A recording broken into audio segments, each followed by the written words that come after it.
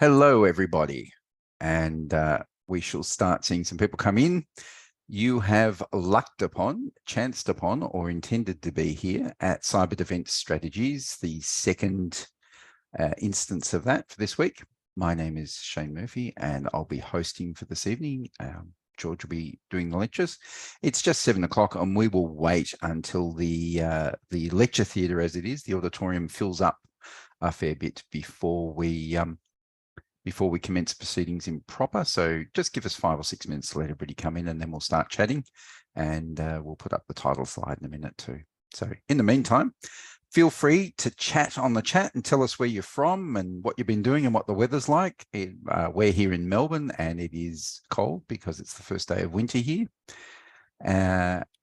Fun fact for this evening is it's just over 150 years and about a week since Levi 501s were invented.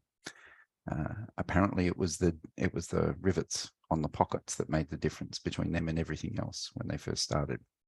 So hopefully we can all last as long as Levi 501s. Anyway, I shall stop babbling and let you all settle into your comfy chairs, grab a drink and be ready, and George will be back in 5 minutes. Thanks. All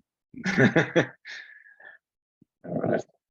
Okay, everybody, welcome back. For those of you who didn't hear me the first time, and there's still people filing into the auditorium, as we say, welcome this evening to this week's instalment, as we say, of Cyber Defense Strategies, a short course presented to you by Charles Sturt University and IT Masters, who is us. My name's Shane Murphy, and I'll be your MC tonight, and our host, of course, will be the masterful George Thomas. Before we begin properly, a bit of housekeeping.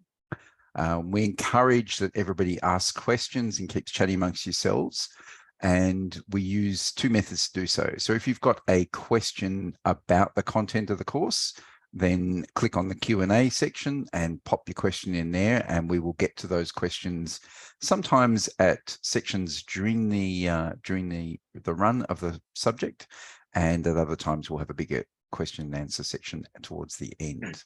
If you've got questions about, is the recording available, which it is, it will be available tomorrow, and various other things like that, IT administrative things, then pop those in the chat and send them to hosts and panelists. Otherwise, with all your rest of your chat, just send it to everyone, as Lily has just reminded you. I should actually also mention that Lily is here to moderate and to check on the chat and to make sure that everything runs smoothly in technical support. Anyway, I hope you have a bit of fun. There'll be also links to things like discussion forums, the readings, the quizzes, which you'll get on our learn.itmasters.edu.au website, which we will keep plugging out there. I see this evening that there are people from all across the universe. There's somebody from Neptune and from Planetoid, and I can only assume that they're enjoying the good stuff. But we do have people from all around the world. I've seen Nigeria, the Philippines, Sierra Leone, and Kempton Park in South Australia. So with no further faffing around from myself, I'd like to hand it over to you, George, and I will pop back in and out and annoy you as time goes by. Thanks, Shane. Sorry, I just thought I'd turn on my camera. So yeah, welcome back, everyone. And so today, I think we're going to start digging into a little bit more of the, I'm going to say hands-on stuff, sort of, even though we're not technically hands-on. Last week, I think just as a quick recap, we sort of covered off the cyber threat landscape to start with, and looked at sort of some data statistics, I guess, around data breaches, around things like dwell time, so the time it takes from when a threat actor gets in to the time that they're discovered. And I think then moving on to a bit more around risk assessments, and some of the risk assessment jargon, I guess, for a better description. So we covered off some of that. There will be a little bit of that today, but probably more. Let's have a crack at one, I guess. So I guess what I want to do today, as I said, is to go a little bit more hands-on. And at the end of, well, I say at the end, towards the end of this webinar, I've put together a very brief short, and I've done that on purpose just because obviously time constraints, but a case study. So kind of looking at a scenario, obviously fictional, but could very well not be fictional. And to sort of go through the sort of process of nutting out, how to build these strategies and what things to include, and those sorts of considerations. So that's the sort of plan for today. What I'm going to do is, I've got way too many windows open, but I feel like I need more screens. Welcome back. So today, module or week 2 is looking at administrative and starting to look at some of the technical controls. I think the bulk of the technical stuff will probably be next week. But yeah, that's where we're at. So today, as an agenda, we'll start with policies, standards, procedures, guidelines, and baselines. Pretty important. This is the administrative stuff. So those administrative controls. Then looking at regulatory and legislative requirements, and it does say meeting, but I think there's a couple of things here. One is about identifying, and one is about meeting. And then we'll start looking at some of the sort of standards and frameworks. I know we touched a little bit on this last week, except last week when we talked about NIST and ISO, it was more around the risk management frameworks rather than the security frameworks. And I know that I think one of the Q&As last week as well was the someone asked about the essential 8. So there's a little bit of a discussion chat about that we'll cover off today as well. And once again, I feel like a lot of this is almost learnings from the field, but obviously applying, some of those standards, frameworks, and those best practice approaches to doing this. So I think the intent here is, we've only got, a short amount of time together. So not exhaustive. I'm going to say there are probably things that will be missed, but at a high level, this is the approach that, especially for folks that are kind of new to the field, I think this is a good starting point for, kind of building out these types of programs. All right. So it's always fun when it goes onto a second line. Policy, standards, procedures, guidelines, and baselines. So what is a policy? And once again, sorry if you know what this is, but there can be some confusion as to what all these things are and whether you need all of them and whether you don't. When I say all of them, as in policies, procedures, standards, guidelines, baselines, all those sorts of things. But at the high level, I think it's fair to say that policies are pretty much mandatory. So what they do is they describe the why. They describe the why as to why you're doing something. So it's important to have business context in here. They're very much, I think, directive. So I just put that in there. So this is basically saying you will, shall do things. You shall not do this. You must not. Sometimes there's a should, but shoulds can often fall down into things like guidelines. It is a top level document. So the policies will often guide the sort of documents below. They shouldn't change often. That's probably a key thing. So a policy shouldn't be updated like every week or every time something new comes out, which is why I put the point down the bottom that it's a thing I try and avoid to do, and I recommend people do this, is to avoid naming specific technologies or specific things. So for example, and I also said it should be easy to understand and non-technical, but a policy should say something like, information shall be adequately protected to prevent, unauthorized disclosure, as an example. That's a policy statement. It shouldn't say, by using AES 256 and key management, that sort of thing. You might mention it in there, but not to that degree. You certainly shouldn't put in there and using Azure Key Vault. So that's getting way too down in the weeds. It should be much higher level. It should be easy to understand so that a anybody in the organization can pick it up, look at it and go, oh yeah, that kind of makes sense, or that makes sense. So it is much higher level. It is not down in the detail. And that's where we start to get into, those other elements like standards and procedures and things like that. Now, policies should also align with the strategic objectives of the organization. And so, yeah, it's important that they do that. And as I said, we're going to get into this case study a little bit later, where we're going to try and kind of pull that apart a little bit. So, yeah, that is the first bit. And now if we go into structural elements, so the things that, once again, these are fairly commonly seen. This is not prescriptive. You could put all sorts of things in there, but I think at a minimum, these are things that I would expect to see in a policy. So obviously the name of the policy, is it a acceptable use policy? Is it an information security policy? Is it what is it? A bit of a sort of document block with some information. Who owns the policy? Who approves it? Sorry. Is there a classification that is an internal use policy, or is it something that can be shared with outside organizations? What is the version of the policy, and other things like revision history. So when was the policy changed? Who changed it? What did they change? One thing that I noticed is not in here, which is probably my sample policy that I sort of whacked together, is around the the review dates. When was it last reviewed? When is the next review? And then in terms of the structure of the policy, this is where under each sort of headings, you'll have things like the introduction. So what is the policy about? Why is it here? What is the scope of the policy? So is it the entire organization? Is it part of the organization? Does it apply to third-party suppliers? What is the scope of this policy? And then what are the objectives of the policy?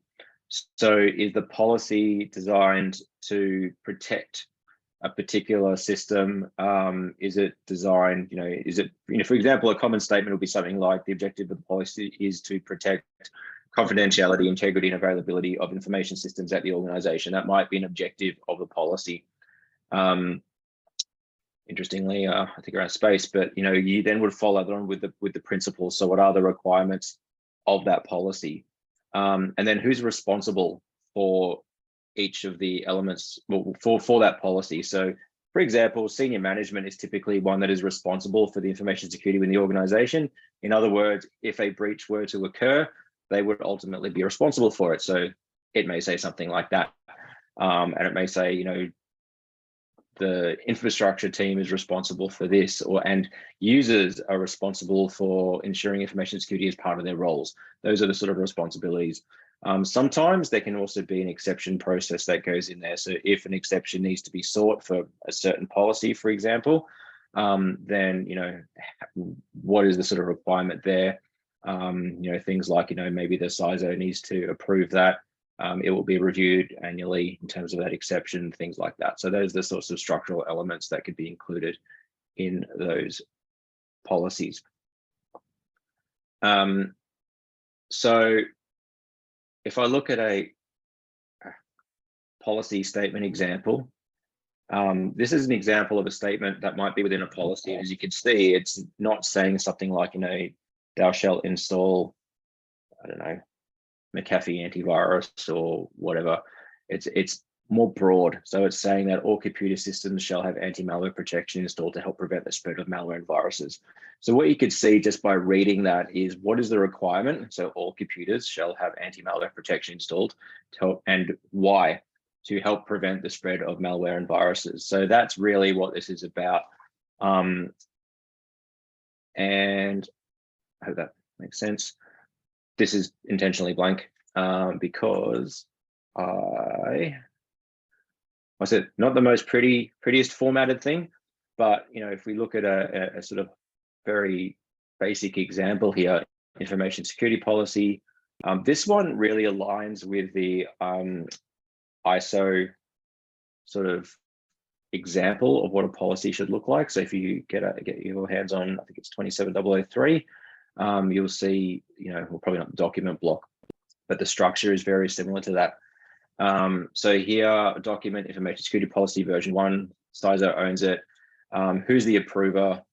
Now, this is often, these owners and approvers are really based on individual organizations and who the most appropriate person or body is. And that can be usually driven by senior management and the board, who would delegate authorities to, for example, they might delegate that the CISO can approve information security policies, whereas, will own security policies, whereas they might want to be more broad oversight in this example here, where they want a steering committee to approve it so that they're across it and they can provide feedback and things like that. So that's why there's a more broad approver. And then you've got the sort of policy date. So when was it approved, and then and reviewed, and when is the next review? So it was a year from now. And I think one of the things is that when you are building out policies, the expectation is that everybody complies with these policies. And so that's why another reason why you want to minimize the amount of times that these policies change. They're really high level, they're really strategic, they're designed to basically almost set the scene. And then beneath that, which we'll get into in a minute, is where we start to see a bit more of the detail that's happening. Once again, who's the author in the revision history, what was the date, and some comments. And so what you might do is, if in a year, June 2024, you go in and say, okay, well, sorry, what's my train of thought? You go through and do that policy review, and let's say you update section 3, your comment might be updated section 3. If you did nothing and just reviewed it, everything's the same, you might just say, did a review. If anyone's going through the sort of ISO journey, then it's important to kind of have those reviews and obviously record that somewhere. And so here, if we start looking at, and once again, these structures are different. This is a very basic structure for a very simple policy. They can be bigger and more complicated than this. My view is always not to make policies big and complicated, because, as I'm sure many folks are probably thinking right now, I hate reading policies, and that is reflective of people across the organization. Often is that a big, wordy, complicated policy, you're probably going to struggle to get people to read it, let alone comply with it. So, keeping it simple, keeping it, high level, making it not too long is a fun and good place to be. Now, when I say that, I sometimes see that a single policy document may contain multiple sections for different things. An example is with ISO. As an example, you will need an access control policy, well, obviously based on risk assessments and stuff, but let's say you need a network security policy, an access control policy, a mobile device policy, obviously information security policy. Often you could see those in one document, and then each of those individual policies will just have a dedicated page. But what you probably want to avoid, if you can, is having a 15-page network security policy, a 15-page access control policy. And what that usually means, and it's funny, I say this to students often when they're struggling with word counts, it's sort of reflective of the depth that you need to go into. And obviously, if you've got a policy that's 15 pages long, I could almost guarantee it's got way too much detail in it that should be split out into different documents. And so, sorry, we've got here, what is the introduction? So what's the purpose of this? So, there's lots of information, electronic, physical, and that CIA confidentiality, integrity, and availability needs to be protected to ensure customer trust is maintained, business operations unimpacted, and avoid regulatory penalties. So it's very clear what the requirement is: protect stuff. Why? To avoid these bad things from happening. Who does this apply to? As an information security policy, this would apply to the entire organization. So a very simple statement, applies to the entire organization. You can get more granular. You could say, it applies to personnel, users, third parties, whoever. It can apply to multiple, that can be separated out. It's not a matter. And then what are the sort of objectives? So risks shall be identified, understood, and treated to an acceptable level. Confidentiality. So this is for IT and bank, which we'll talk about in a minute, but confidentiality of bank and customer information is protected. integrity, given it's a bank, integrity of transactional information is protected. And then, think internet banking and web apps and stuff, customer-facing web platforms are available. So you could see there's something that's sort of addressing confidentiality, integrity, and availability to those things that would be important to this type of organization. And then, sorry, this is very short here, but typically there'd be more principles than this, but here are some very high level requirements. So something around all staff shall be made aware of the information security obligations. People are probably thinking that sounds like security awareness training. Guess what? It probably is. Reports of the status of information security shall be made. So that's probably reporting back to boards, and we can kind of get into that. And all laws and regulations shall be complied with, which we'll also talk about. And then going down into responsibilities, who's responsible for what. So once again, as this is an information security policy, it's likely going to be senior management that is responsible for ensuring it is addressed. And secondly, every staff member would be responsible for doing it as part of their job. So that is a very basic example of a policy.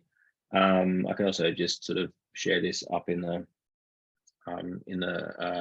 is it Doodle, whatever that thing is called, the LMS. But yeah, so this is pretty straightforward. I'm going to Moodle. Thanks. I'm going to keep going because I wonder if you've got lots of stuff, but we've got a few questions on policy. Did you want to answer some of them now before we move on?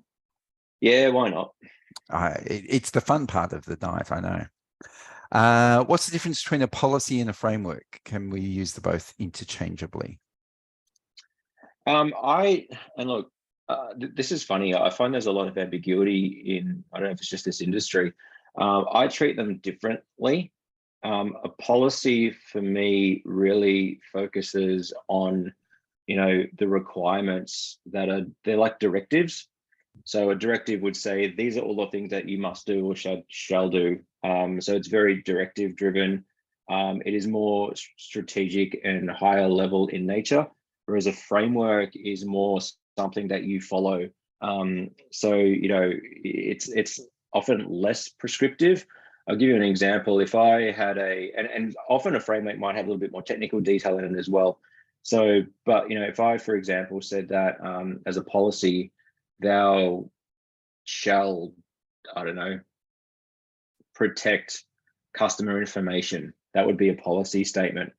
Whereas a framework might say, for this type of data with this classification, you need to apply these things. So it's kind of more of a, it's like more of a framework, I guess. So yeah, I don't tend to use them interchangeably because I feel like they're different. I guess one's a high level directive and the other is a, this is how we do it. Within these are the requirements, but yeah, not a directive. So something more to follow. Yeah. Would you recommend any resources to guide policy creation, like a wizard or a template? In some respects, I think you've just given us one with that document. Yeah, so one of the challenges is that many organizations will have a predetermined format maybe for policy. Some do, some don't. Often the sort of, ones that have more mature governance capabilities will probably already have pre-existing formats, and it can be tricky too if they're not really, because you've got to try and fit not quite a square peg into a round hole, or whichever way around it is.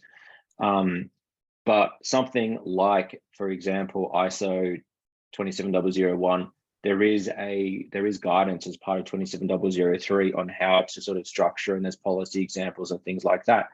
For anyone that's sort of starting from scratch and going, oh my God, like I don't even know where to start. The SANS Institute do have some sorry, the ChatGPT thing. The SANS Institute do have some policy examples. I'm started finding some of those are getting a little dated, but that is another way to do it, is to use examples from the SANS Institute. They've got a library that you can use. I have often seen, just full disclosure, I have often seen people do the I'll just Google it and copy it and edit it. Just pulling it from a public source. The one thing that I will say is, and look, there's nothing really wrong with that, because it's obviously just taking that format and adjusting it for your requirements. But I'm going to say just make sure that if you do that, that you remove the previous organization, because I have seen that before. So I've seen it in NDAs. In yeah, fact, Wayne, I think, that's the suggests that irony. Wayne's asking if the COBIT app framework might be applicable to formulating policies as well. Is that another one like SANS?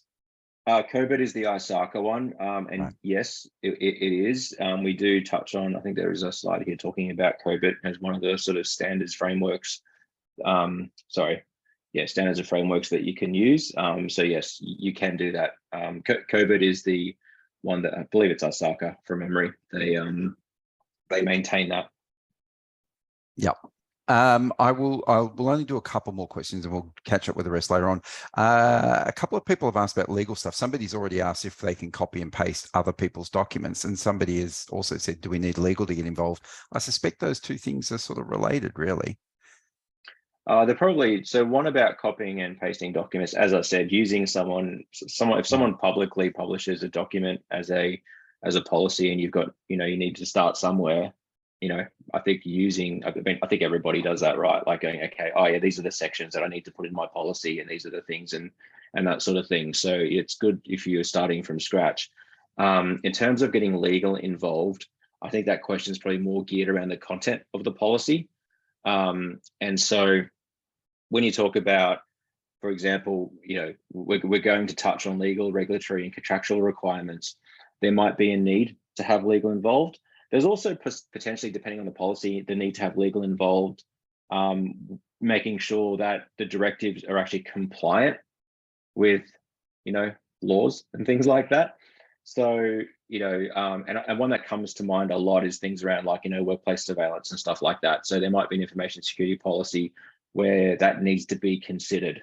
And obviously things around, the Privacy Act and stuff like that. So it is good. And, before when I was talking about who's going to approve these policies, and in the example that I had, it was a steering committee, it would be prudent to have someone in legal as part of that committee, so that they could go, oh, hang on, we shouldn't be doing that. So I'm going to say yes to that. Great. And I'll finish off with these two because the questions are growing faster than we can answer them. Peggy's asked, should policies include any reference to previous policies or be linked to other policies? And at the same time, Chris has also said, any tips on how to get people when they're updating policies to speak with a similar voice, so you get a consistent set of policies rather than different things because they've come from different people? Yeah, so the first one about related policies, often I put sections in that talks about related policies. So there's a whole section that says this policy is related to this policy or this standard or this other document. So you could just add that. The other thing, like for example, with ISO, is if you're doing an ISO implementation, you can also link to specific ISO references as well. So in addition to policies, you can link to the standards so that you can kind of see, and sorry, I'm using the word standard, but there's two contexts of standard here. There's the ISO standard, as in the standard document released by ISO, and there's standards, which are the standards that form part of your documents. So sorry to confuse everyone, but those are two different things. But yes, the short answer is I often will do that. I will create references. Sometimes I do links depending on whether that's something that's already practiced, but it can be easier to find as long as, when a policy's updated, that link doesn't break. That can be annoying. But yes, there's usually references to the other documents. What was that last question? That was, how do you get people to speak with the same voice, essentially, from the document, from all of your documents, because otherwise, without being the same policy author. Yes. Yeah, look, that I think that can be difficult. I mean, if there's a way to provide guidance on how a policy should be structured, that's probably one way to do it. But I think that is an actual challenge. And the reason I say that as well is, like before, when I was saying that, policies should be, simple and not create too much detail. I have seen, one policy that's written really well and has, really high level directives, and they're structured well. And then the other one looked like an instruction manual. So I think that is a challenge. I think having that central oversight is probably one way to help address that. But, depending on how many policies have been created, that might be almost a bit too little too late, or create a lot of rework. So yeah, I think short of having some sort of template or guide, which I have seen before, yeah, I think it's just a matter of making sure that the approvers are probably the same group so that they can at least review it and provide feedback. And I think once that policy reviewer has been given that that policy author has been given that feedback once and done that, then, for the other policies, it should be okay. Plus, policies, once they're in, as I said, don't change a lot. So once that's been sort of, mastered and published and everything, then the typical edits from that point forward are usually quite minimal. So, yeah. Great. Sorry, that was probably longer than we needed, but there's still a few questions here. We can get to some of the rest of them at the end. Cool. All right. Other tips. This was the last bit on policies. Maybe I should have just got to here. So ensure that policies align with strategic objectives. That's important. So obviously understanding the strategic objectives of the organization, and then making sure that the policies address that. And as I said, we've got this sort of miniature case study that we'll cover off shortly. Try not to make policies too long. Otherwise, as I said, folks won't read them. I think it's almost a struggle to get folks to read policies in the first place, let alone when it's a novel. And then try not to create too many separate policies. And the reason I say that is because it can be difficult to manage that and review them.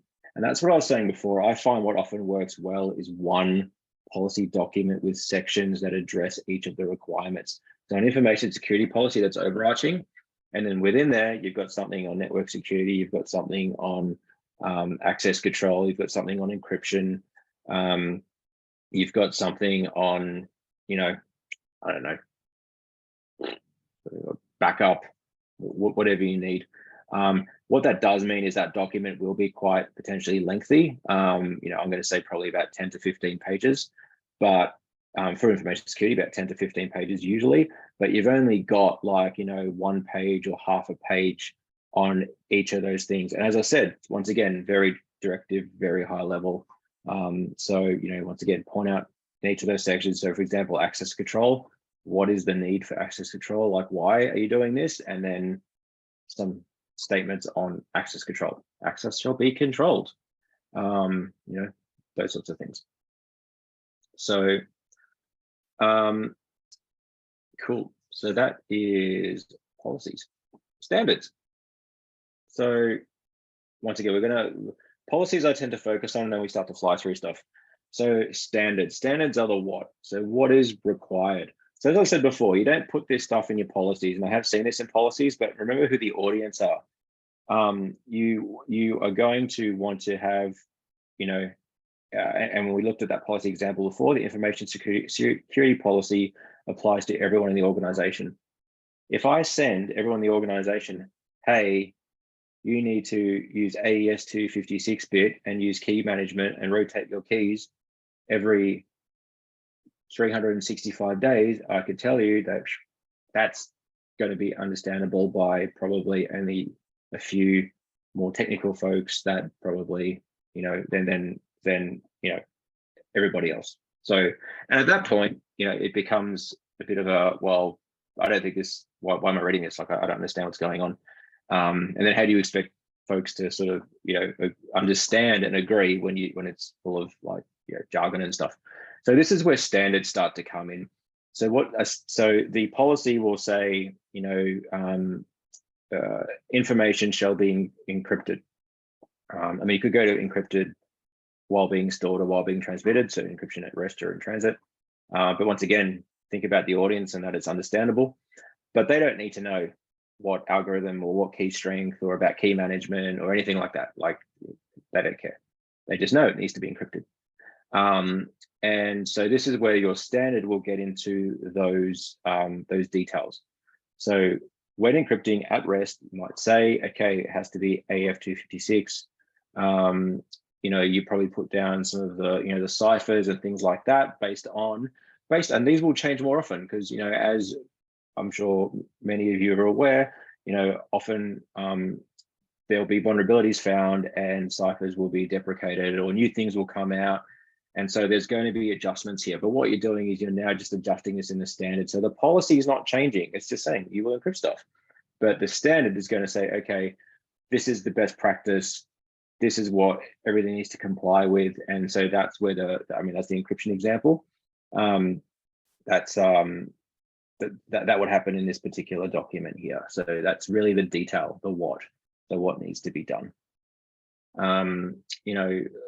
Likewise, thinking about patch management, it's an important one. So a security policy might say, something like, systems shall be patched at regular intervals to ensure that, there are no vulnerabilities. Okay, cool. That's a policy statement. Your standard might will go into a bit more detail and say, and this is the specific patch cycle based on the criticality of the vulnerability. For example, CVSS scores. So the scoring that's given to vulnerabilities based on the impact and exploitability. Then you would do this within, for example, if you follow the Australian government ACSC guidance, extreme 48 hours, and then high was it 7 days, medium 14 days, and then low in a feature like 30 days or something like that. So that sort of detail, again, you would put that potentially into a standard, because that's that standardized approach that you're going to take to address that policy. Cool. All right. Now, talking about patching, sometimes, well, patching needs to be done, not sometimes, patching needs to be done, but sometimes, maybe someone's not really sure how to do it. So this is where a procedure comes in. So how is it done? This is very useful for more complex processes. So, I'm going to use the example here. If someone says, can you reset a password on this user's Active Directory account? I mean, it's probably pretty straightforward. Go into AD, right-click, reset password. Maybe there's a standard that would say, hey, this is what the password strength needs to be, all that sort of thing. But it's pretty straightforward. It's like a couple of clicks, click OK, and boom, you're done. I mean, you could if there's a bit more involved, you could create a procedure for it. But something that's really involved and really complicated, where there's, more of a requirement to not mess it up. This is where a procedure should be considered. Does a backup procedure potentially, or a patching procedure? One that I find really helpful for a lot of folks is think about data destruction. So when a computer becomes end of life or a USB stick gets handed back, what is the procedure for destroying it? Format C. No, that's not it. That's not going to be very effective. So, perhaps there's the use of a tool that will actually, destroy the data and write zeros and ones all over it or something like that.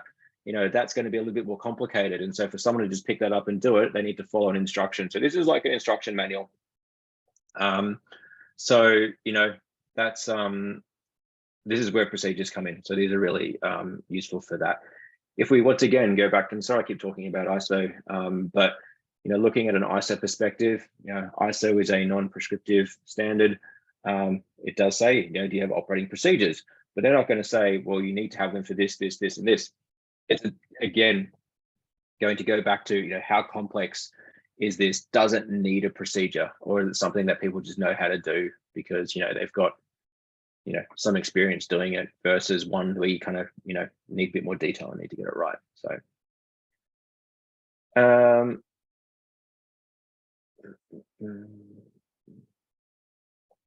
and then we have guidelines.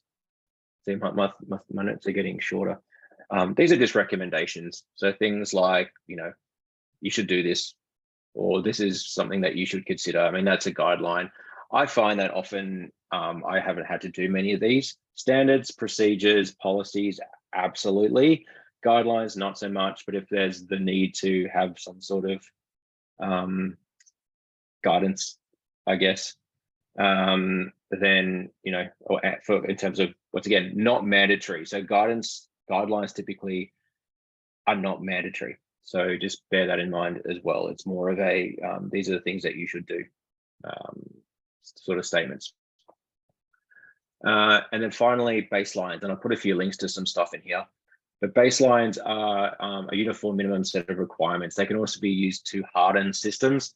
But baselines will typically have a, like a baseline configuration. So when we're thinking about, now this is kind of getting really important. So now we're starting to step into the more technical realm. So if you think about a Windows desktop, for example, or you think about, a Microsoft cloud platform, or you think about an Amazon cloud platform or something like that, whatever. Or you think about a switch, a network switch. They have a default configuration, right? They come out of the box or out of the, well, I guess cloud stuff doesn't come out of the box, but a computer comes out of the box or a switch comes out of the box, or, you provision some cloud technology, and it has a default config. And so at that point, that default config typically is going to potentially have some vulnerabilities in it. And that's typically, in a Windows environment, that might be things like legacy protocols, or, talking before about encryption algorithms. I mean, there's going to be a whole bunch of them that probably have vulnerabilities. So what a baseline does is, a baseline is going to have you configure something like a switch or whatever at a baseline level. So this is the default configuration, and what you want is a secure baseline. So you're going to disable that stuff. So disable those legacy things.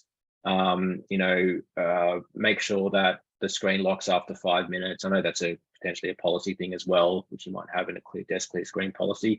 But there's going to be a whole set of configurations. And so rather than reinventing the wheel, folks at like CIS or Microsoft have provided some guidance on how to do that. And there are tools to check compliance as well. But this is really useful, because what will happen is that will be a secure baseline to start with. And then as things get installed and what they call drift happens, then you can identify that, maybe that system's not secure anymore. So yeah, so baselines, useful. And then a slightly useful diagram that kind of shows how they all kind of sit together. So the apex at the top point, you've got those policies. So the why do I need to do this? And then the standards, the what is required. So as I said, talking about the protocols, and then the how and the procedures, and then going down into, what is recommended. So guidelines, and then the baselines. And I'm going to pause there for a moment, because we're going to go into the next bit. Do you have any questions, or do I just keep going? We have a gazillion questions. Policy seems to be very, not controversial, but a matter of great discussion. Okay, where should we go?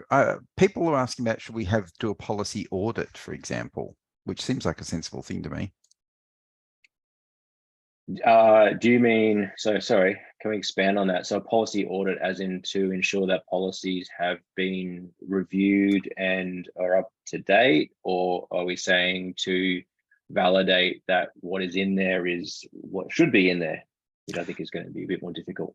I think, yeah, so I'm not quite sure, because there was no explanation. It was just, should we do a policy audit? I'm imagining if you come into an organization, at various stages, you would do audits of policies as some sort of procedure, or a review maybe, rather than an audit. I don't know. What would you? Yeah, so in terms of a policy audit, I mean, you should be ensuring that policies are current, up to date, and align with the requirements of the organization. So that should be done. With policies, there's typically going to be a review date, so you want to make sure that's been done. If you're going through any sort of certification like an ISO, then typically that's going to need to be done every 12 months for a policy, whether there's a review, and if it's not, it's probably going to throw a non-conformance. So which is where there's an exception to that audit, and so it would be important to make sure that that's done. So any type of auditing like that would be good practice, just to make sure that the policy is current, that it has been reviewed, that it aligns with the requirements of the organization, and that it meets the requirements of the current threat landscape as well, because that is another reason why things change. things in a policy might change because, you know, the environment has changed. So that's one of the other important reasons to make sure that they're updated. So an audit at least every 12 months would be valuable. Great. And by the way, the chat's running very hot tonight with useful information. Where does policy development sit within a risk management framework? For instance, should assets, threats, and risks be identified ahead of policy development? Well, so this is a bit like a chicken before the egg thing, isn't it? Yep. So it depends. Once again, and I'm sorry I keep taking the ISO route, but with the, you know, within an organization, an information security policy at a high level would typically happen from the perspective that it would require that a risk assessment be done. But then those other policies, you know, those sort of like network security, access control, encryption things would follow a risk assessment. So at a high level organizational level, you would create an information security policy that would require you to do that. But then, yeah, based on that risk assessment, for example, a risk assessment might say something like you need to, you know, what's an example? What's an example of a risk? Data breach as a result of, you know, a threat actor getting access to something, your data repository. And so, you know, at that point, you would start to think about the controls. So how do we treat that risk? And so to do that, you know, you'd go, okay, well, we need some sort of access control, we need some sort of encryption, we need some sort of network security. And so at that point, you would put a policy together to require those things. And then going a bit further down, you would say, okay, and now how are we going to do that? So are we going to, you know, do encryption at rest, encryption in transit, and then you're starting to get down to the technical controls. So yeah, it's a bit of a chicken before the egg. I think that from a security program perspective, there needs to absolutely be some policies at the very start that say, hey, we have a security program, we have to identify, evaluate, and treat risk. But then a lot of that is going to come out of the risk assessment process. And look, as I said, you know, if you look at the ISO standard, it really does kind of follow that methodology. You've got the security policy that happens at the top level, so part of the sort of ISMS level. Then you've got the risk assessment, and then as part of the annex options or the risk treatment options, that's where you're actually starting to see more of the policies that address risk. I've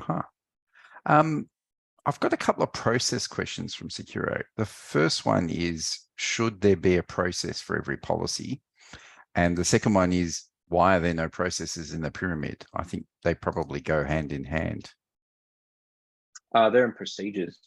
There we go. So that's the how, right? So that's the how that it's done. So I don't think there's necessarily going to be, so it's processes and procedures. I don't think there's necessarily going to be one of those for every policy, because you're starting to get to like kind of, you know, documentation overload. I think where things are more complex, there's absolutely value in doing that, but I think it's going to be a bit of a sort of an administrative nightmare to have, you know, way too many processes and procedures. Yeah. And we'll stop with one last question, which has been asked in different ways by two people. Should policies be at like an overarching level for the whole organization, or is it likely that there might be different policies depending on different branches or different geographies or different circumstances within the organization? Both. So it's both. So it is. And then there's multiple. So what I've experienced is that ideally it should be at the enterprise level. That's the ideal, right? So that it covers every part of the business and you're sort of not having parts that are not compliant. And from an information security and acceptable use policy as a bare minimum, I would say that that's absolutely a requirement, is to get that right up at enterprise level. But there may also be business unit specific policies. So for example, if there's a policy around secure development, that probably isn't going to be relevant for parts of the business. So that might be one that's more organized, more targeted as a business unit. Likewise, talking about different jurisdictions, there's going to be potentially sort of regulatory or legislative requirements in certain jurisdictions. So they may conflict if put at an enterprise level. So I think it's a bit of a very big part of understanding who the stakeholders are and making sure that those policies align and sit appropriately. So yeah, I think that's not an easy one to answer because it depends on the policy and it depends on the structure of the organization. Most effective in terms of getting that wide reach is going to be very, very high up, but that may not be appropriate in all circumstances. Great. I think we should probably march on and go from there. I always sit before all these things and wonder how I'm going to fit like an hour and a half worth of content, and then this time just disappears. So regulatory and legislative requirements. So what is that? So organizations will typically need to comply with various laws. And when I say laws, so obviously they could be regulations, from a regulatory body, for example, APRA for banking, finance organizations, or could be whoever.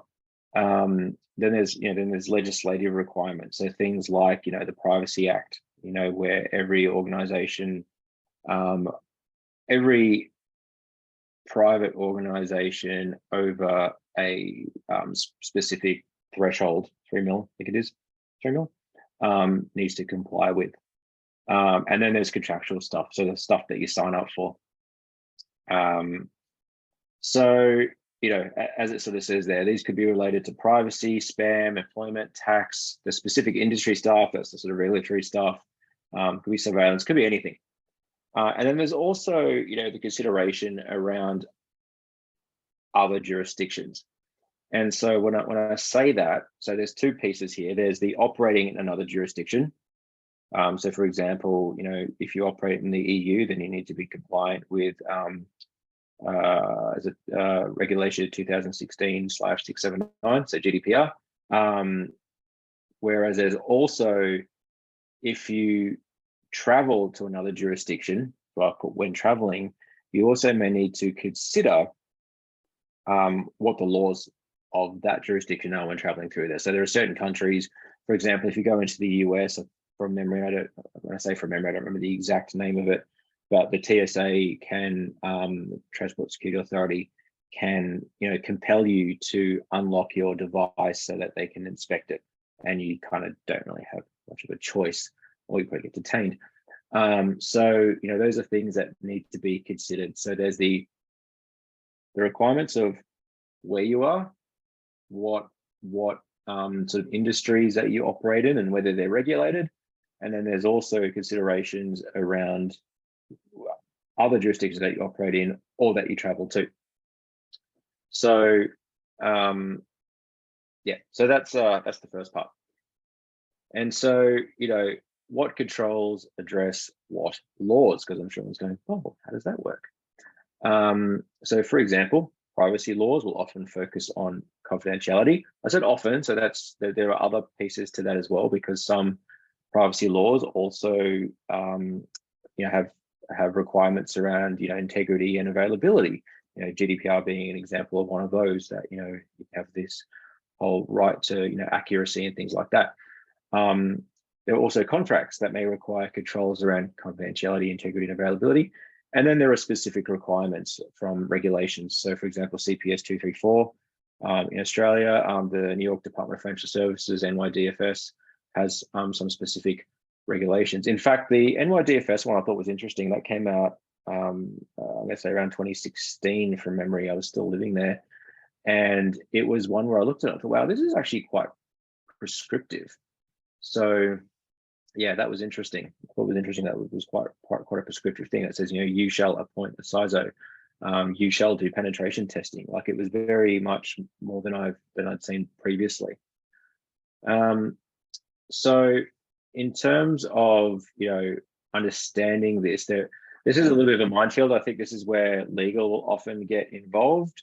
As I said, we've got this kind of case study thing going on. Hopefully we still have time, but we're going to kind of have a look at some of this stuff based on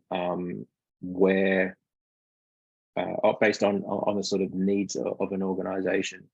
The other thing to consider as well, which is one piece that I think comes up a lot when we think about both projects and when we engage suppliers and third parties, are things like, supply chain assessments.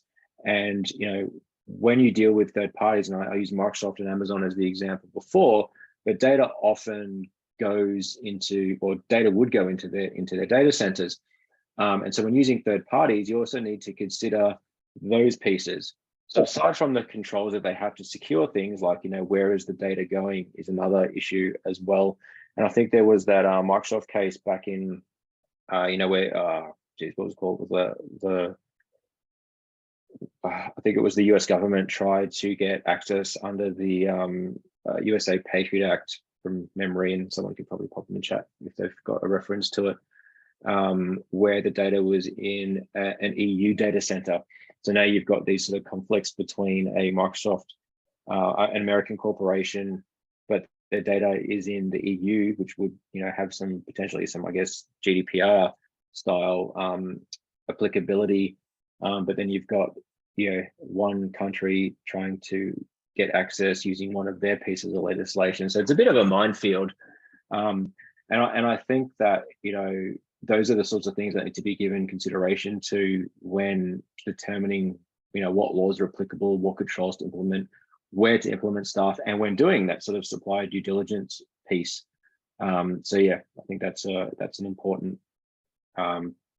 piece to think about. So I'm going to pause for a second. Do we have any questions on this?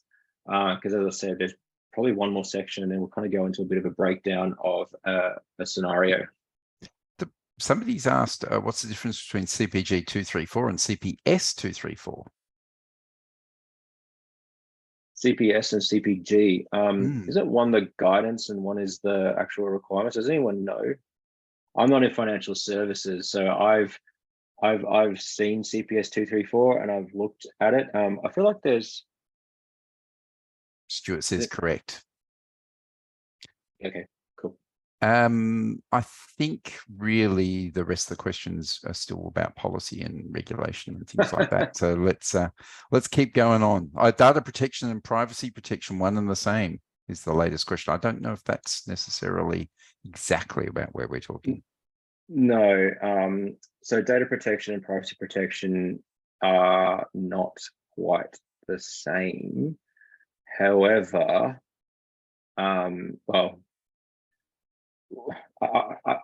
interesting. I think it's an interesting question. So, and I don't know if this is an official answer, but data protection to me, if I were to try to interpret that, would be more broad.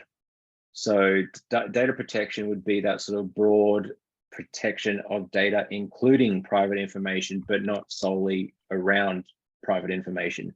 Whereas protection of privacy would focus more on the protection of personal information and sensitive information in the context of the Australian Privacy Act. So that would be a little bit different. But this is why I'm struggling to answer a little bit, is that you would probably see a lot of the same controls. And as I said, that data protection would encompass the protection of personal information. So as a part of a bigger data protection strategy, you would protect personal information. You would identify it, classify it as personal information, make sure that the controls are appropriate to protect that. And so, when we talk about, and we will talk about this next week, we talk about things like data classification, because we sort of say, okay, when you classify data, what type of data is it? How sensitive is it? Because then that will help drive what controls are applied to it. So, for example, common ways to describe classifications would be public. Let's just do, I don't know, public, confidential or proprietary, and then say personal information. That could be 3. I mean, classification schemes, there's a whole bunch of them. Like the governments have their own. They have like, top secret, protected, official, blah, blah, blah. Corporations can kind of make whatever they want. But, when you say personal information, it would be about that subset, but you would have those controls in place. So I think they're not the same, but data would encompass private. Excellent. Let's move on. Cool. All right. So, where are we? Okay. So let's talk about these quick. NIST, ISO, essential, and others. This will probably spur some more questions. So these, once again, non-exhaustive list. These are probably the more common, and apologies if I missed any, but these are probably the more common frameworks. So when we think about building out a strategy, there's this whole concept about not reinventing the wheel, because like, why? So it's useful where stuff has been created before. So, existing standards, frameworks, guidance, really, really useful. And so this is where organizations like, NIST and ISO typically, once again, not exhaustive, there are others, but have, gained pretty high levels of adoption, I think it's fair to say. And I'm going to touch through some of these quick. So NIST. So NIST, as we sort of pointed out last week, is the National Institute for Standards Technology. Sorry, hiccups. And so NIST is a US government department. I think it's part of the Department of Commerce from memory, correct me if I'm wrong. And they provide free documents and standards and frameworks that allow any organization to adopt. And so the big one, I think it was around 2012-ish, was the NIST cybersecurity framework. And so the NIST CSF is a framework that kind of can be used to develop a security program. I find that, and so I could probably talk about a bit of a comparison between NIST and ISO. I find that a lot of organizations will typically either use one, the other, sometimes both. So once again, there's no real, I guess, what's the word? Right or wrong way to do it. But the way that the NIST cybersecurity framework works is it's fairly easily digestible. It has, is it 5? Identify, protect, detect, respond, and recover. That's 5. And so it has those 5 areas, and then it breaks down into various sort of controls. And it's available, as I said, for free from NIST.gov. I feel like I have it somewhere that I opened earlier. Nope, that's not it. Yeah, this is it. This is it. So as you can see here, sorry, I'm scrolling around like a crazy person. There. So, here are those, and there's a lot more detail. There's a spreadsheet as well. So I think it's a pretty good resource. I mean, it's 55 pages. So it's pretty full on. But, the first part is about identifying, and we see this a lot. So we see this a lot, within ISO, we see this in NIST, we see this in CSC, critical information or critical security controls, top 20, which is identification. So identification is understanding your assets, understanding what you have, because how can you protect what you have if you don't know what it is? Once you've done that, you kind of go down into that protection phase. So this is where, you're making sure that you are putting in the appropriate controls, awareness, training, all that. So this is the data security piece, the data protection piece. And then detection goes down into detecting when a security event happens. Responding is responding to that security event. Sorry, I'm starting to get a bit nervous with the time. And then recovering is about recovering from that event. And so that's things around more like sort of that business continuity stuff, and this where incident response plans and those sorts of things will come into play. And so that's the NIST CSF. There's also special publication 853, which is, as I think I mentioned last week, similar to the Australian ISM. It's a lot bigger. I think it's like 400 and something pages. And then once again covers off various control areas that can be applied to any organization. The one thing to note about NIST is that it's not something that you can get a sort of certificate for. And the reason I say that is because some organizations want the certification. So yeah, that's where something like ISO would come into play. And so if I quickly skip over here, we have the ISO 27000 series. So the ISO 27000 series, by the way, there's a lot more than this. These are probably some of the more common ones. So 27001, which is the Information Security Management System, which is currently in the 2022 edition. So that was released October last year, October 25. Prior to that, it was 27001 2013, and you can go back to 05 and all that sort of stuff. And so that ISMS is a certifiable management system. So an organization could go implement 27001, they can go get it assessed by an external certification, external auditor, who will they recommend to the certification body to certify and get the certificate and things like that. It is a risk-based framework, risk-based standard. And at the core of it is a risk assessment. So it's about understanding or identifying, understanding your risks and treating it. There are some supporting documents or standards. So there's 002, which is around control implementation and providing some guidance to control implementation. 003 is around guidance to implementing the ISMS. I think 4 from memory is around measurement of the ISMS. And then 05 is around risk assessment. I think I mentioned that last week. So folks will often use 05 or more commonly 31000. There's also a couple additional ones I thought were worth noting. So 27701 is the Privacy Information Management System, and it's like an appendage. You attach it to 27001, and what that does is it will focus on privacy elements, and anyone that's seen it will probably see it sounds very GDPR-ish, which probably not. What's the word? It uses the terminology from the EU's data protection regulation a lot within the talking about processes and controllers and things like that. And then there's some others, like there's 017, which is around cloud. There's also 018, which is around processing of PII by public processes and those sorts of things. So anyway, let's skip away from the standards and the high level stuff and get into something a little bit more deeper, which is the Essential 8.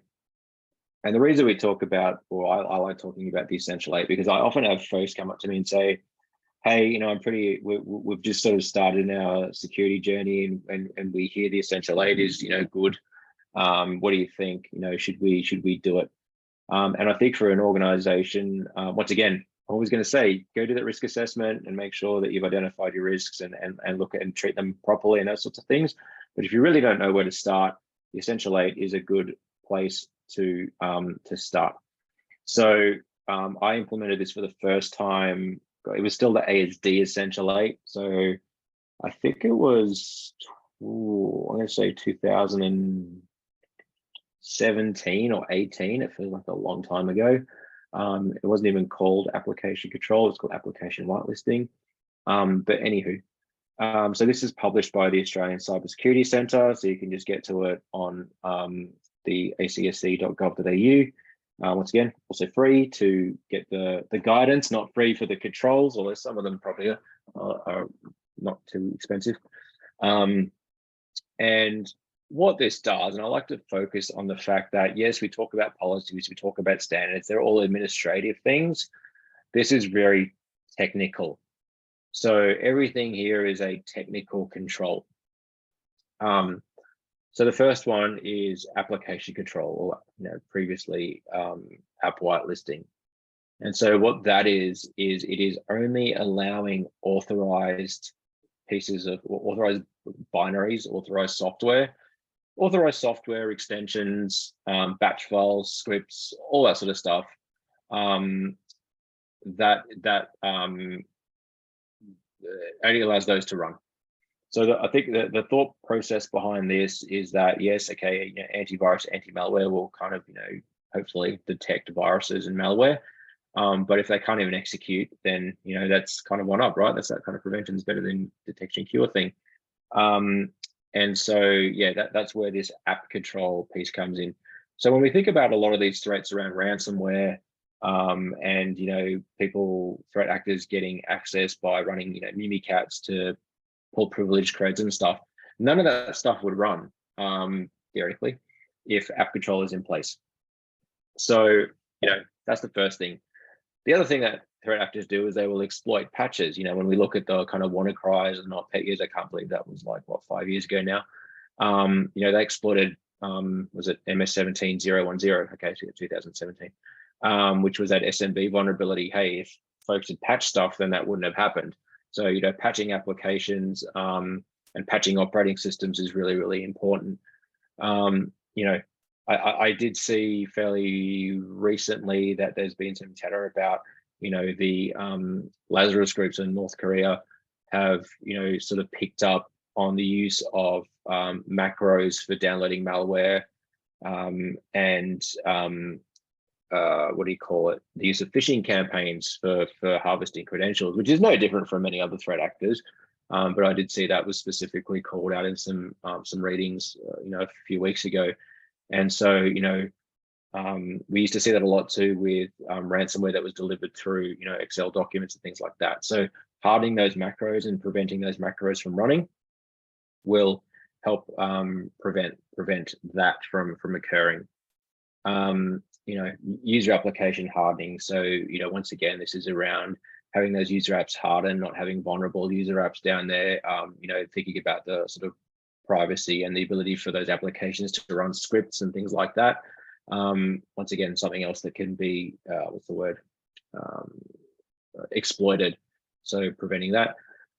Restricting administrative privileges. I can't believe we're still here, but yes, everyone having admin was a pretty common thing. In fact, it was still a pretty local admin, at least, was still a common thing even a couple of years ago.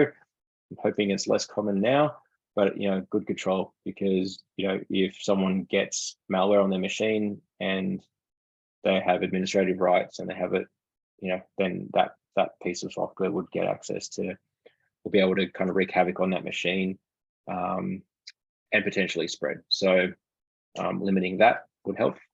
I talked about patching, MFA, it helps with breach credentials and things like that. So, and brute force attacks, and then obviously backup. So in the event that hypothetically, unfortunate event, you do get ransomware or, your systems are destroyed, then having regular backups will help you to recover from that. And then how is it measured? It uses a maturity model, which did change as well. So I think there's like a level 0 now up to maybe it's level 3. But to sort of measure where along the Essential 8 journey you are. So obviously 0 is not very mature, up to, I think it's 3, or is it 2? 0, 1, 2, 3, being the sort of more mature, and you can have a look at each of your controls and see where they, is it 3? Yeah, see where they sit in the maturity model space. As I said, there are some others out there. I'm not going to go through them all. Others will be here for a while. So critical security controls, so the CIS top 20, COBIT, COSO, OWASP, which focuses on applications/software development. So that is another one that can be used for those that have like dev capabilities. And then, the Cloud Security Alliance also has some stuff around the cloud controls matrix, so specifically for looking at cloud environments and things like that. But once again, yeah, that's pretty much it. So I'm going to pause there, and then we'll get into the last little bit. Got it. Okay. Would you like a few more questions? Couple. A couple. Okay, I think this is a great question. I often get asked in interviews, what do I think is the most important one of the Essential 8? That's like picking who's the best in the Magnificent 7. What do you think is the most important? They address different things. So I don't think that there's any one that is more important than the other.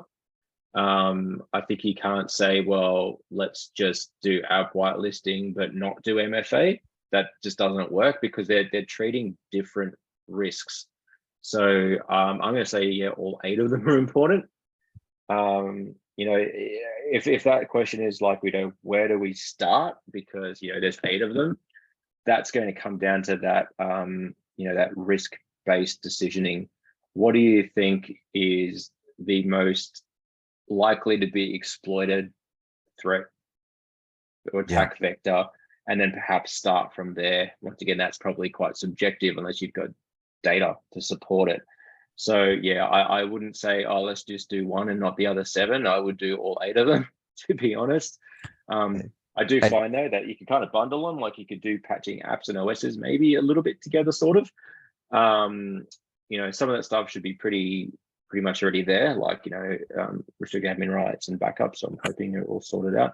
People are often scared of the app whitelisting thing. It's not that bad. I've done it a couple of times, or app control. Yeah. But yeah, I think they're all important. As somebody has commented in the comments, you could even say that they're essential. They are, all 8 of them. That's better than the essential 37 though. Yes, yeah, that makes it a bit more. That's a bit pointless. Is that similar to Cyber Essentials in the UK? I'm assuming that's somebody from the UK asking that question. I think I have seen that, and I think it is very. That's a newer one, right? I think that was released after. Someone else could probably answer that. I'm not sure. I think I have seen it, but I can't. I don't have a definitive answer without. Right. All right. If you could add one more thing to the Essential 8, what would that be? And this person suggested user training. I was going to say user training. I was going to say user awareness. Great. It's not a technical control, but it is, especially in the current threat environment, it is absolutely critical that, folks are aware of how to identify, when things don't quite look right. So yeah, it's kind of like there was that whole, you remember the OSI model. See, someone's just putting the thing. Talking about the OSI model, 7 layers, and the 8th one was human. So there's always that people thing. And I know I mentioned it last week when I said, we're also that last line of defense. So. Two more quick ones, which I hope they're quick. One, somebody's asked, how can I get started with mapping the NIST, ISO, REST, SIST, NIST, that's a mouthful, technical controls to commercial controls? Where's that? NIST one? Edgar. Sorry, well, this scrolly thing is long. I'll start again. How can I get started mapping all of these standards, essentially, which are, I assume, written as technical controls into commercial controls? So how do I interpret these in my business, I guess, is what he's asking. So that the business can understand them? I guess so that you can, talk about them in policies. I don't know. I'm not really sure how to answer that. I mean, I think it. Yeah, I guess it'd be good to know what the purpose is and who the audience are. So if you're saying, how do I sell the ACSC Essential 8 to the board, for example, or how do I sell NIST to the board? Then that's going to come down to someone that's able to explain it in a way that's relatable. I don't know if there's a specific document that would map it for you. It would just be a case of, going through it and trying to, make it digestible. Okay, and I'll finish up with this one, even though there's still 25 or 26 questions here. It's often said that if we were to implement every control in the CIS benchmark level 2, our systems would become unusable. Do you agree? Experience would say that they don't become unusable, but they become challenging. I have done that. In fact, the first time that, see, this is experience from the field. The first time that I did it, let's just say it was met with some resistance. Because you go, so for anyone that's not familiar, the CIS benchmarks have 2 levels. And so, there's level 1, which is obviously the sort of secure baseline, but for certain systems that have more sensitive workloads, there's level 2. And so that will include additional things that start to really lock down the machine and enable things that could be just downright annoying. Like, it doesn't go into specific types of sleep mode, and, you have to press Control-Alt-Delete to get the Windows screen up. And I think at one point I ended up breaking, like the touch screen, something went wrong with that. So yes, it became very challenging to do. And ideally we had to, well, not ideally, ultimately we had to roll back some of those controls. So, once again, it's coming down to picking what controls are appropriate. You could absolutely just roll them out there, but at the end of the day, everything you kind of need to customize and think about why you're doing it and what you're actually trying to solve. If you do put them all out there, yes, it does create headaches. It absolutely does, and people will get grouchy. That's what I found. I would imagine it's an even bigger challenge in a time now when everybody's working from home and a lot of people are using their own devices. Yeah, that's right. So, well, you probably wouldn't apply it to their devices because then they're going to get really angry. But it is definitely a challenge. And remember, a lot of these as well are designed for kind of like government environments and things like that. So, I think whether your organization, I mean, if you're in government, then probably going to have to do it. But in a private enterprise, do you really need to do that? Do you need to be disabling ports and stuff and all that sort of stuff? So yeah, it's a tricky one. Even things like forcing BitLocker on USBs absolutely look great practice, but once again, think about what information. If you've got nothing, I'm going to say nothing sensitive. I'm sure not every organization has nothing sensitive. But let's say hypothetically the risk is low or whatnot, or you've got to add some other compensated control that can deal with it. Then make sure those things are considered as well. It always comes back for me anyway. It always comes back to looking at the risk and what are you doing to treat it. Yep, you could just do it, top to bottom, but chances are something's going to get messed up. In fact, it also, the thing that happens when you disable things like legacy protocols is sometimes stuff just stops working. So, it definitely needs to be carefully planned and implemented and tested, obviously. Absolutely. Right. Let's move on. Cool. So this is the shortest case study in the world, but I thought it'd be good to kind of go through a very high level example where we look at some elements. And so what I'm trying to do here is go through that thought process of if I was Ashley, by the way, I just made this up. So if it, don't be too harsh on me. If only there was an ITM bank. Oh, I know. I normally do that or CSU bank or whatever, but if I was Ashley, like, where would I start and what would I do? So, Ashley's the CISO at the bank. The bank is based in Australia, and although its primary market is in Australia, it also has some overseas branches in Berlin and New York. And I know that seems odd, but hey, it was kind of a bit rigged, right? In terms of what I'm doing here.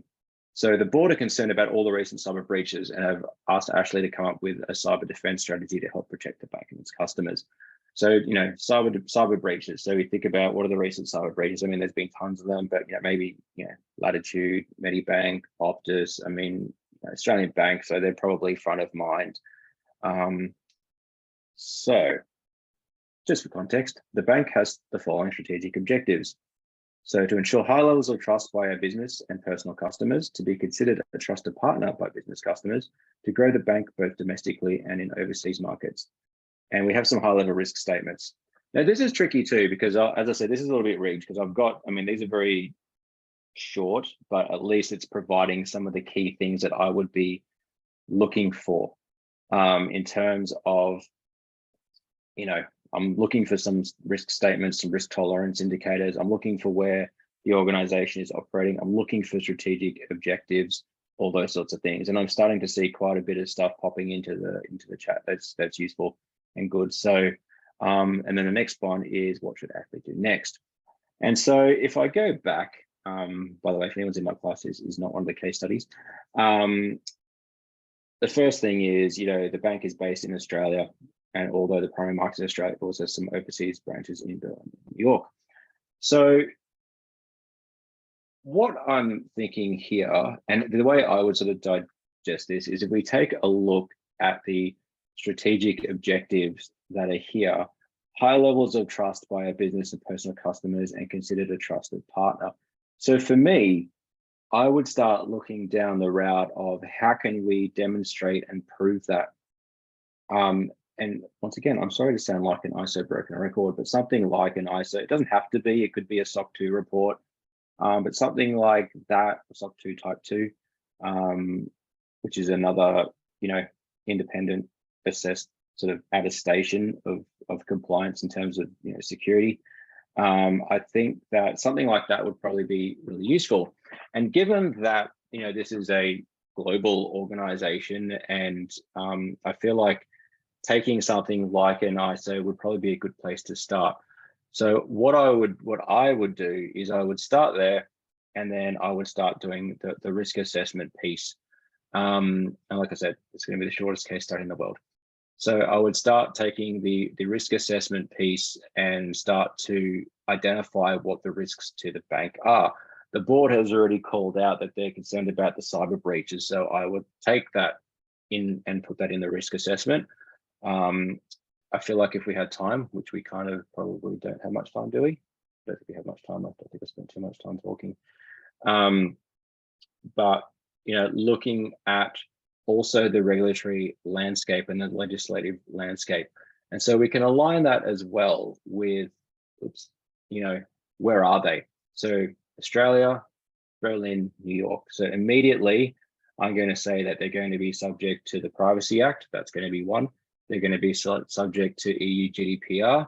They're not going to be subject to stuff like the PETA, because that's Canada, or the Data Protections Act in other countries. They won't be subject to the UK Data Protection Act either. But it looks like GDPR and Privacy Act. New York, bit of a tricky one given the complexity of the sort of US legal system. But because they're in financial services, they will be regulated by the New York Department of Financial Services. So, NYDFS, so they're going to be subject to the NYDFS Regulation 500. They're also going to be subject to CPS 234, as pointed out before. So identifying what those regulatory requirements are, because they deal with payments, they're going to be subject to PCI DSS as well.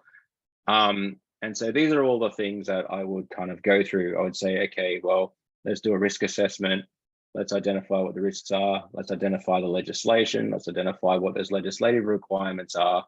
And let's start, making sure that our policies all align with that.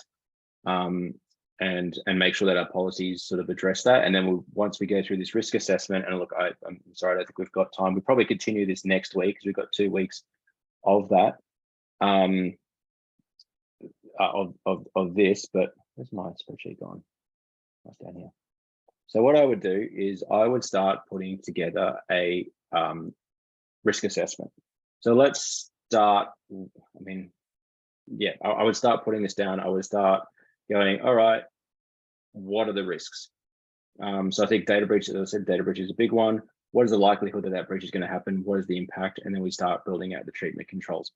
So I think, how are we going for time? Have we just hit time? We pretty much have, but it's up to if people want to stay on. If you want to stay on a little bit, we can continue. I feel like some people are dropping off. Because we have lost a few people who probably have meetings, I would imagine, during the day. Yeah, so what I'm thinking is I think we should, because this is going to be pretty significant, I feel like we'll continue this next week. So I've kind of teased as to what's what's in the next week. And I'm going to build this out and sort of step through, and we'll use this as the sort of case to build that strategy out. So that's kind of, everything is kind of like leading to this, and then we'll build it out. So we'll start with the risk assessment. We'll start identifying those requirements. We'll start pulling requirements out of like legislation, regulation. We won't go too crazy, just a little bit. And then we'll start looking at the treatment controls. That was kind of what I was going for, because that's kind of part 2. Great. Sounds like you're setting homework, to be honest. Can someone do this for me and I'll just come and present it next week? Actually, lots of people are putting great stuff in the chat. It's really useful. We still have a bucket load of questions, most of which have probably been partly answered or are a bit difficult to answer because they're very detailed. Do you want to answer just a couple more before we call it time? Sure. This one interests me. Somebody has asked about essentially mandatory reporting. Yeah. So if you're an IT provider and your client's had a breach and the client wants to shut it down, are you required or compelled to report it for them? So If you think okay. it could, if you think it's going to harm, you have reasonable grounds to believe it's going to harm the public or some people of the public. Yeah. So this is a tricky one. And it's not one that I can really answer. And the reason that I can't answer that is because this is an ethical issue, I think. So it's not a legal, there's no legal requirement. So, well, there would be no legal requirement that I'm aware of. And if there's any lawyers in here, so apologies, and this is not legal advice, but I don't believe there's a legal requirement for you as that person to report it. But that doesn't mean there's no obligation for the organization to report it. For example, if they're covered by a piece of legislation that requires it, for example, the security critical infrastructure legislation, I believe does have a requirement to do reporting. I'm pretty sure that's in there. If anyone's got SOKI handy, then there's probably a requirement there. But as a professional, that might be more of an ethical dilemma as to whether you report it, because why are they not going to report it? I'm just trying to work out. That's essentially what the person was suggesting. It sounds like an actual, real dilemma that they may have come across. So interesting. So that is an ethical issue that I can't answer because I sit. I know it's going to sound like a cop out, but I sit on the ACS's ethics committee. But if you are an ACS member, that is one that I would suggest raising with them if that was an issue. But yeah, I can't answer that because that would need to. Edgar's popped in. It's probably a requirement for cyber insurance as well. And in fact, the follow-up to that, and I think we'll stop the questions there because we do have 20 more, but we can perhaps people can pop them into the chat during the rest of the time. But the follow-up to that is there any Australian regulation related to confidential data leakage as opposed to personal data protection and illegal access? Or is that, again, industry specific? Confidential, what, as in proprietary information for an organization? I would imagine so. There's no. Look, once again, not that I'm aware of. I've not seen that. I mean, confidential proprietary information, I don't believe would be covered by any legislation because that's your own information. It's more civil. It's a civil matter, really, rather than a legal matter. I think the focus is really on personal information and sensitive information, not, and then obviously anything that might be government information, but not proprietary information. So there may be non-disclosures and things like that where there's agreements, but there's no legislation that I'm aware of that will require that to be reported. Great. Well, on that note, I think we should call it a night. And thank you so much, everybody, for fantastic questions, which we've got so many still sitting here. And I apologize that we haven't been able to get to them all. As I said, maybe we can answer them in the discussion forums online. Maybe people can come back and have a chat next week about it. As Lily has been madly posting during the evening, everything will be available on Moodle Doodle, as you called it before, George. If you log in there, everything will be up there during the day tomorrow. So within the next 24 hours or so, if you want to download tonight's recording or last week's recording. And I think with that, it's a big thanks to Lil for trawling through everything tonight and keeping an eye on things. And especially to you, George. Thank you very much for this evening. It's been really interesting. See you all next week. I never thought policy would be this interesting. I know. And sorry if it was dry. No, I'm serious. I wasn't being facetious. I think it's really important stuff, and it's great to be working through it. So thank you. It's complicated, isn't it? All right. Thanks, everybody. See you guys.